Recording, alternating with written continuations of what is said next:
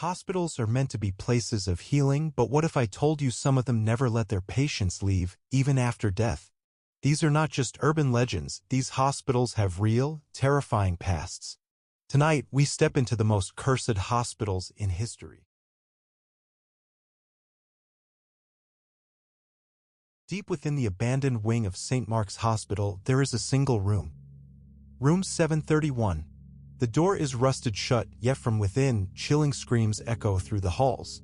Nurses whisper that the last patient to stay in that room was a young woman admitted for minor surgery who awoke in a frenzy, clawing at her own skin, screaming about something inside the walls. Before anyone could stop her, she leapt from the hospital window, falling 7 stories to her death. The room was sealed after several patients reported hearing her voice begging for help, only for the police to twist into blood-curdling screams. But sometimes, late at night, the sound of dragging footsteps can be heard leading up to the door. One in turn, daring to press his ear against the wood, swore he heard her whisper, "Help me," before something knocked from the inside. The next morning, they found him curled up in the fetal position, unable to speak, his hair completely white. Some say she's still trapped, waiting for someone to take her place. But if you dare enter, you may never leave.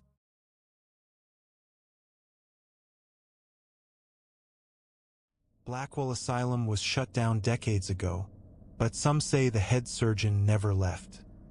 He was known for his obsession with experimental procedures, often working late into the night, long after the patients had fallen silent. But his methods were anything but humane. The asylum records list patients who were never discharged, yet their bodies were never found. Even now, security guards report flickering lights in the surgical wing and the sound of clinking metal, as if tools are still being sharpened. One guard, investigating a noise, entered the abandoned operating room only to find a table draped in a blood-stained sheet. He lifted it and found the outline of a body, though there was nothing there. Then, a scalpel dropped to the floor. He ran, but before he reached the door, the intercom crackled to life. A deep, rasping voice whispered, "Scalpel, please." No one knows if the surgeon is still searching for his next patient. But if you ever find yourself at Blackwell, don't answer the call.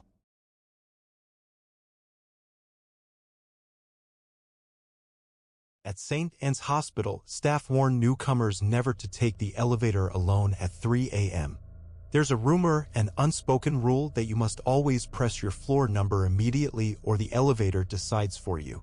One nurse, finishing a late shift, stepped inside and pressed the button for the lobby. The doors shut, but the elevator didn't move. Instead, the light flickered and the buttons went dark. Then it started to descend, past the basement, past any known floors. The doors finally opened, revealing a pitch-black hallway lined with rusted hospital beds. The nurse barely had time to react before something darted past the doorway, something fast, crawling on all fours. The doors slammed shut and the elevator shot up to the lobby. She ran out, gasping for air, but when she turned back, the elevator was still on the same floor she entered from. It had never moved.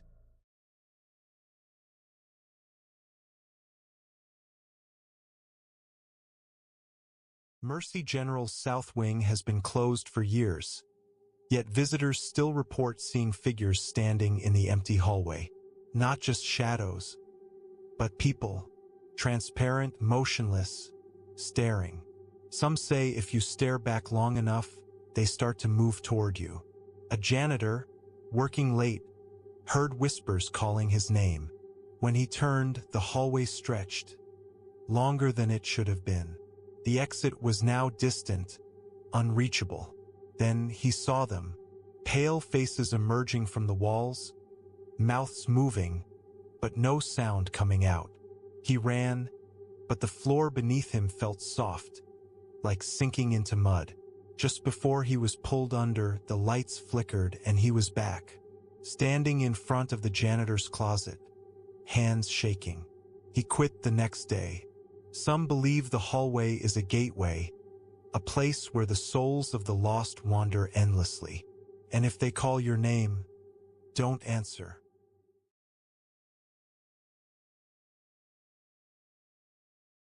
Room 502 at Redwood Infirmary is more than cursed. It's alive. Patients assigned to the room complain of a suffocating presence, as if the walls themselves are inhaling and exhaling. A young woman admitted for exhaustion described the room as breathing, its walls expanding and contracting in the darkness. When the nurses checked on her, she was gone.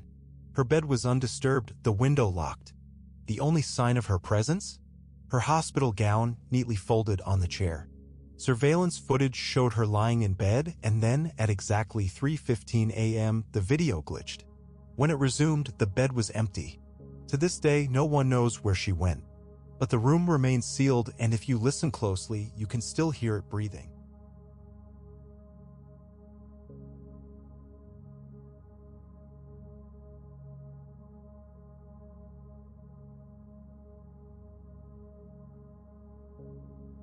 If you made it this far, congratulations.